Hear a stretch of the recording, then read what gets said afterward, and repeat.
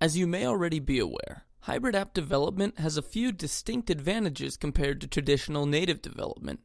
It's a fast-paced method that lets you leverage HTML and JavaScript that takes existing platform-independent technologies and applies them to app development, which gives you a more agile and cost-effective method for mobile projects.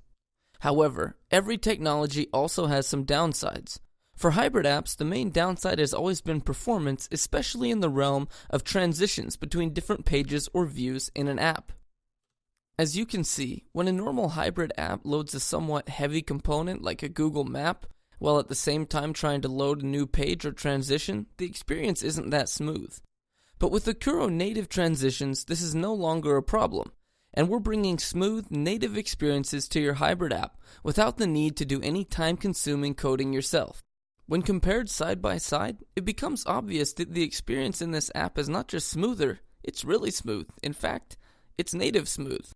Using Aquro native transitions in your app is actually very easy, and if you're already familiar with developing in the Aquro platform, the changes you'll need to make are minimal. Simply start using the new nav coding blocks instead of the legacy page load coding blocks. Navigating to a new page can be done by using the nav go blocks. As you can see here, we have 11 different blocks to use right out of the box. They all work in the exact same way, but they just introduce different transitions. We have curl that will curl a new page up or down, fade that simply fades a new page in, flip that will make the app turn itself to either the left, right, top, or bottom to reveal a new page, and finally slide that will make the entire app slide in any direction.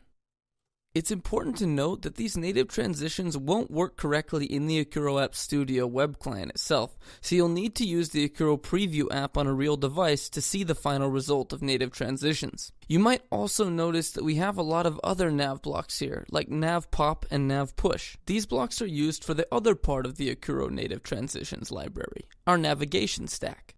A navigation stack is simply a way of storing the entire state of a page and being able to return to it later on without the need to re-render it.